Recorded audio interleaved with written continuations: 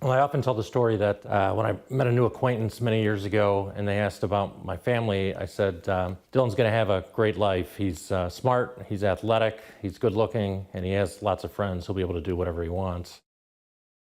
It was barely a month ago that Dylan Buckner took his own life.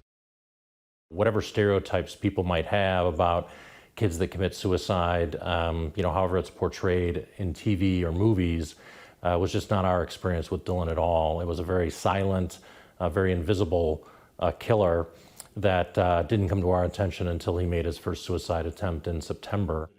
And the family says school closures due to the pandemic played a part. 450,000 people and counting in the U.S. have died of COVID, and that's a terrible thing. But I'm fortunate in that I don't know any of those people, but I do know one person who committed suicide.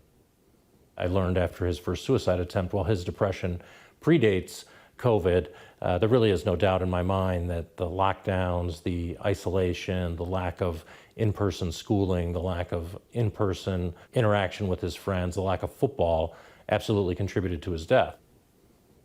And Dylan's family isn't alone. Across America, the debate over whether it's safe to reopen schools now can't avoid what experts say is a mental health crisis. A rising number of suicides in some places, cries for help everywhere. Fewer than half of students have returned to this high school in suburban Chicago. There is a quiet, an emptiness here. In these rooms, there are virtual counseling sessions, and the demand has increased. For the students that struggled, we started to see students that started to really show up with signs of depression differently than they had before. Everything from not being able to take care of themselves to just not getting out of bed, doing school from their bed, and then not engaging in the class at all. Whether you're 5 years old or 17, this developmental phase is happening. So we have seen this before when students have trauma in their lives and have a trauma history in their lives. There are times where that developmental process can be slowed and impacted.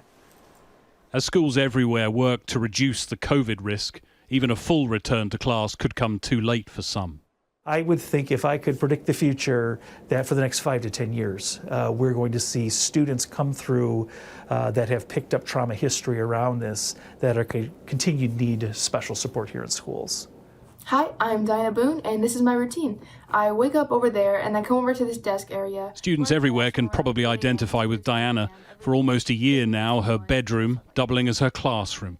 It's been pretty difficult for me, especially staying remote this whole time. I haven't had that interaction with other people as I'm used to, but the people who are struggling are really struggling sometimes, and they don't feel like they have that support from the school because they just don't understand it. We spoke to her on her doorstep about that feeling of isolation. It's been hard some days, but then I just kind of think about, hopefully this will be over soon. Hopefully maybe there will be a better day tomorrow, and I just kind of get myself through it. But there are, sadly, so many stories that end like Trevor's. He was awesome, and I know moms say that about their kids, because every mom thinks their kid's awesome, but I'm not the only one that thought he was awesome. But being away from school changed him. I saw some of his light go out a little bit. It made him sad. It made him angry. He kind of felt lost. He even told me he felt lost. Trevor took his own life in October. His family saw no warning signs. His mother says the isolation, too much for him. I think that the kids, they need other kids. They need to be involved. They need to be, they need to be in a classroom with their teachers. You're missing all that interpersonal stuff that's very important. I think there's going to be a lot of PTSD from this. There is going to be, and as a country, we're not equipped to handle, mental problems or mental challenges at all. So I think we're going to have a fight on our hands.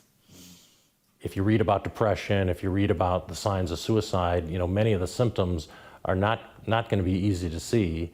And it's really important to talk to your kids, really talk to them. And for kids, it's really important for kids to trust their parents. They love you unconditionally, and tell them about how you're feeling. But it's also important, too, that friends talk to friends. I mean, the reality of it is Dylan, as much as we loved him, and I think he loved us, and I think we were good parents and had a very strong family relationship, just couldn't open up to us about his struggles in the same way he could to his friends. I don't want anyone to have to go through this. It is the worst. It is the absolute worst. I just miss him a lot. We all miss him. It's heart-wrenching for all of us. The reasons for any suicide, of course, are complex, and there are no easy answers. But there are families who believe their loss is just one more awful, hidden cost of this pandemic. Greg Milam, Sky News, Chicago.